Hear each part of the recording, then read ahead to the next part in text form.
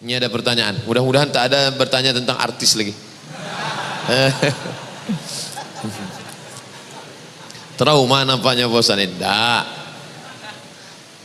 Saya mau menikah. Sebelum hari pernikahan saya tiba, Allah memberi saya cobaan hidup. Yang tadinya mapan, sekarang berputar 360. Biasa 180. Hingga kini nyaris tak memiliki apa-apa. Apa yang harus saya lakukan untuk menghadapi semua yang terjadi ini, Pak Ustadz? Datanglah orang dililit utang menjumpai Nabi SAW. Ya Rasulullah, aku sudah putus asa. Kata Nabi, kau baca ini, Allahumma inni a'udzubika minal hammi wal hazan wal ajzi wal kasal wal jubni wal bukhul wa dhala'in dain wa ghalabatir rijal.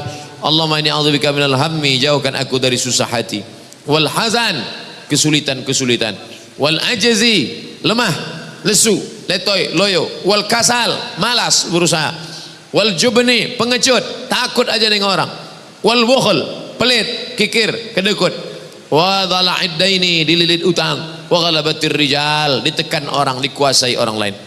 Selamatkan aku dari ini. Doa pada Allah, Allah turunkan bangkit semangat kerja, kerja engkau balik, kerja balik, cari rezeki. Idza qudiyatis shalah, kalau sudah selesai salat, fantashiru fil ard, bertebaran di atas muka bumi Allah, wabtaghu min fadlillah. Kasih tahu sama dia, Adinda, rencana kita menikah kita pending dulu. Abang sekarang sedang tak ada duit sama sekali. Bang, masalah duit tak usah abang pikirkan. Abang datang aja, ajarkan surat Ar-Rahman, insya Allah ku terima. Wah, tapi sayangnya di sinetron aja yang gitu. Apa betul Pak Ustadz seorang tamu tak boleh menjadi imam khususnya salat Jumat? Boleh, apa pula tak boleh? Yang tak boleh itu dalam mazhab Syafi'i. Ini mazhab Syafi'i yang ketat nih salat Jumat nih. Mazhab Syafi'i ketat salat Jumat. Kalau tidak cukup 40 orang mukim, wah itu dia.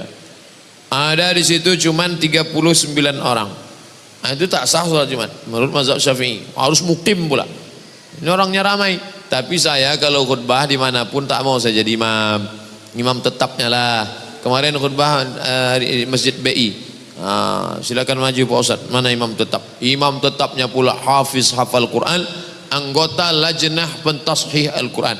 Jangan beli Quran kalau tidak ditashih. Mana halaman tashih? Nih ada di halaman tashih. Halaman tashih. Kalau tak di muka, di belakang. Biasanya begitu. Kalau tak ada, kok bisa Quran ini dicetak di sini? Tak ada tasihnya. Tak ada tasihnya. Jadi halaman tasih. Jadi Ustadz Imam BI ini dia anggota pentashih Al-Quran. Dulu kita bangga kita dulu kalau buka Quran. Ada orang Riau di dalam. Siapa dia? Dr. Satria Effendi dari Kabupaten Pelalawan. S1 Universitas Damaskus, S2, S3 Ummul Qura Makkah. Pulang menjadi tim pentashih Al-Quran. Umurnya pendek, meninggal dunia. Ustadz Satria Effendi. Sampai Pangkalan Kerinci, naik sampan, terus arah ke Tanjung Batu. Situlah kampung halaman beliau.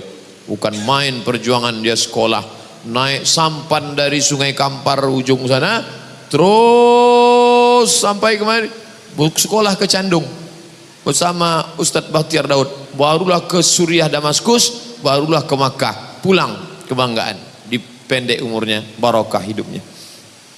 Nah, pentashih Al-Quran. Jadi saya persilakan dia hafiz Quran, beliau maju. Saya khotibnya saja. Ramai jamaah, jadi tak perlu kita ragu. Saya mendoakan Ustaz keluarga sehat, dilindungi Allah siang dan malam. Amin.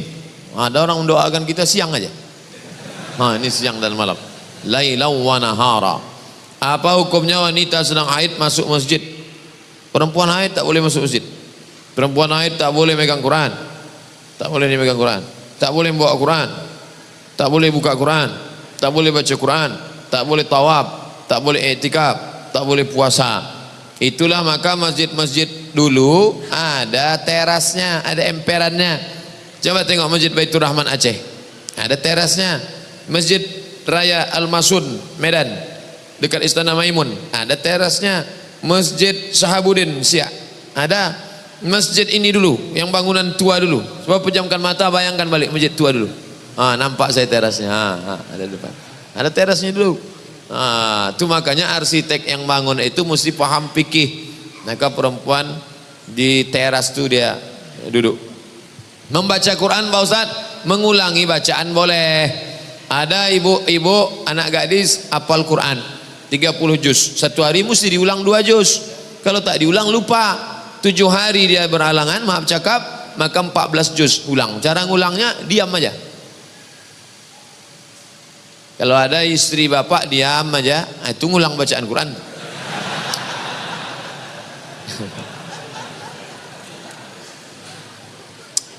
Apakah hadis Ustadz kita menyembah Allah, sholat memakai pakaian putih seperti kain kapan kita masuk kubur? Tak ada. Tak ada itu. Yang ada adalah sunnah mengikut Nabi, pakaian yang paling disukai Nabi putih, jubah Nabi putih. Kalau kita pakai pakaian putih, cepat nampak kotornya, kita ganti. Kalau kita pakaian tak putih, tak nampak kotor, kawan tak tahan. Oleh sebab itu bagus pakaian putih. Nabi SAW pakai putih. Jika kita setelah berwudu mandi wajib, setelah mandi kita langsung akan salat wajib. Apakah kita wudhu sekali lagi? Tidak. Wudhu menghilangkan hadas kecil, mandi menghilangkan hadas besar. Kalau hadas besar sudah hilang, untuk apa lagi hilangkan hadas kecil? Maka begitu Nabi sunnah. Pertama maaf cuci tangan, supaya jangan sampai tangan yang kotor masuk ke dalam. Setelah itu membasuh kemaluan. Setelah itu berwudhu macam wudhu solat. Setelah itu baru mandi. Setelah mandi sah solat. Tapi rupanya dia ragu. Saya ragu Pak Ustadz. Kebetulan mandinya di kolam renang, di setelnya pula terkentut dalam kolam. Suka dia menengok air berbuih-buih naik ke atas. Ragu saya Pak Ustadz. Kalau ragu, dak ma yaribuka ila ma la yaribuka, maka berwudu engkau setelah mandi. Naik ke atas bilas, karena air kolam itu macam-macam. Orang berkudis, orang berbisul, orang berkurap airnya semua. Tak pula diganti. Naik ke atas bilas. Setelah bilas berwudu dia sekali lagi. Afdal untuk menghilangkan was-was dia. Jika seorang perempuan sedang belajar jadi imam, bolehkah solat wajibnya diucapkan dengan sedikit keras? Asal tak ada laki-laki, perempuan sama perempuan, ibu, anak ibu, adik ibu, ponakan ibu, perempuan semuanya, maka dia baca jahat. Tapi kalau ada laki-laki, tidak. Laki-laki dia ada laki-laki pimpinan jadi imam. Saya ada lihat ceramah ustadz di Instagram, ustadz tet. Ini kalau disebut nanti kena sensor. Tentang azan yang tidak boleh lafaznya dipanjangkan, harus mengikuti sesuai mat tabi'i. Macam mana? Allahu Akbar, Allahu Akbar. Macam mana kalau tak ini? Allahu Akbar, Allahu Akbar. Macam mana itu? Jadi masalah azan itu tidak sama macam itu. Azan itu bersanad. Itu muazin itu azannya bersanad sampai kepada Bilal bin Abi Rabah. Muazin itu bersanad tuh. Dia dari gurunya sampai kepada Bilal. Lagunya tak berubah-ubah. Jadi kalau ada, inilah bahayanya orang belajar tajwid lalu kemudian mau diterapkannya itu semua. Tetap panjang. Allahu Akbar, Allahu Akbar. Saya juara azan dulu antar SD. Saya akhwat yang bekerja sebagai pegawai. Saya hobi suka dengan pekerjaan saya. Namun jika waktunya tiba dan saya menikah, saya harus long distance marriage dengan suami karena saya bekerja. Ini bagaimana ya Pak Ustadz? Sebelum menikah kamu duduk dulu. Jangan nanti kata si suami, aku nikah sama engkau kan setelah engkau 23 tahun. Dulu kau disekolahkan bapakmu, SMP, SMA, kuliah, duitnya sudah banyak. Nanti kalau kusuruh kau berhenti kerja, bapakmu marah. Tapi sementara anak-anak ini usia emas, golden age. 2 tahun pertama susukan, peluk cium, sayang-sayang. 2 tahun kedua lari-lari, lompat-lompat, main-main. 2 tahun ketiga baca surat pendek, baca ayat pendek, baca doa-doa. Tahun ke-7 matanglah dia sudah. Jadi kalau selama 7 tahun ini op dulu, nanti habis itu baru. Mau tak kau tetap kerja, tapi nanti akhirnya kau sambut dia pulang, anak dia lari rupanya ke pelukan pembantu. Wah, jangan sampai dia demam, yang dipanggilnya demam bukan mama, mbok gitu. Mau tak? Sudah putus hubungan gara-gara 6 tahun. Nah, itu dari awal harus sudah ada MOU, Memorandum of Understanding between me and you. Jangan tak jelas, pacaran 2 tahun tak tentu arah, yang dibicarakan duduk gimana kabar status Instagram hari ini ya, tak jelas, pendek singkat tapi jelas, jangan tak tentu arah. Tak ada pacaran-pacaran tuh. Ketika bercampur baur wanita dan pria, namun tak ada niat, tak ada nafsu, hanya sebatas teman. Bagaimana hubungan pertemanan seperti ini Ustaz? Tak adanya. Mana pula tak bernafsu? Mana ada orang tak bernafsu? Anak-anak muda tak bernafsu, kami yang tua-tuanya aja bernafsu. Apalagi kalian muda. Tak ada tuh, kami berteman aja Pak Ustaz. Tak ada TTN itu, teman tapi nafsu. La tattabi'u khutuwatis syaitan, jangan kau ikuti langkah-langkah setan. Jangan ikut-ikut langkah setan. Jangan ikut-ikut langkah setan. Setan tak pernah mengajak berzina. Ayo berzina, ayo berzina. Nggak.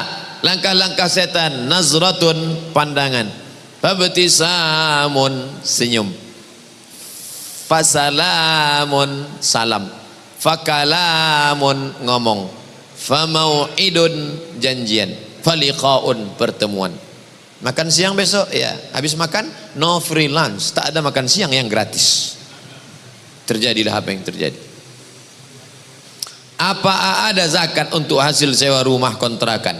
Ya, zakat sewa kontrakan rumah sudah ada sejak zaman Imam Ahmad bin Hanbal, Imam Hanbali. Buka fikih zakat Yusuf Qardawi. Ibu bapak harus punya setiap rumah masing-masing fikih zakat 2 jilid, disertasi Syekh Yusuf Qardawi. Zakat kontrakan. Berapa kontrakan ibu yang di dekat UIR sana? Ada 100 pintu Pak Ustaz. Oh banyak, pintunya aja 100 pintu, pakai keramik, pakai AC, kamar mandi dalam. Satu kamarnya berapa? 1 juta. 100 pintu 100 juta. Setiap bulan 100 juta. Berapa zakatnya? 2,5 juta. Keluarkan 2,5 juta. Kalau 1 M Pak Ustadz 25 juta. Ada jamaah, Ustadz Somad kemarin saya keluarkan 25 juta. 25 juta berarti harta bapak 1 M. Enggak, pendapatan saya cuma 300. Oh bapak salah hitung. Mestinya kalau 300 7,5 juta. 7,5 juta. Kenapa dikeluarkan 25? Saya mau mancing Pak Ustadz, mudah-mudahan saya keluarkan 25 dapat 1 M tahun depan. Dipancingnya Allah Subhanahu wa taala. Apakah Sayyidatuna Aisyah, apakah Aisyah itu memakai cadar? Apakah istri-istri Nabi itu? Ya. Ya ayyuhan nabi, wahai Nabi, qul li azwajika, katakan kepada istrimu, wa banatika, kepada anak-anak perempuanmu, wa nisa'il mu'minin, kepada perempuan yang beriman, yudnina alaihinna min jalabibihin, hendaklah mereka menurunkan kain panjang mereka. Bagaimana caranya? Ditarik kain panjang, tertutup mata kiri, yang terbuka mata kanan waktu mau keluar rumah. Begitu mereka zaman dulu. Hampir 20 hadis yang menyebutkan mereka menutup muka, yang nampak cuma mata, menutup muka. Gara-gara itulah Syekh Abdul Aziz bin Bas, mufti Saudi Arabia, mengatakan cadar wajib. Nanti kalau ada ustadz berceramah, cadar wajib, gara-gara hadis banyak tentang menutup wajah. Tapi Syekh Albani mengatakan ada hadis-hadis lain yang mengatakan bahwa ada juga zaman itu perempuan yang wajahnya nampak. Nah, maka saya condong kepada yang pendapat kedua, cadar tak wajib. Cadar hanya mustahab, anjuran. Kalaulah cadar itu wajib, berarti lawan daripada wajib haram. Haram ibu-ibu menampakkan wajah. Nah, oleh sebab itu maka yang bercadar silakan bercadar. Mahasiswi-mahasiswi saja yang bercadar silakan bercadar. Yang tak mau bercadar tak usah berkelahi antara bercadar tak bercadar. Kalau berkelahi antara yang bercadar dengan yang tak bercadar, maka yang bertawa yang buka jilbab. Tersinggung lagi, payah.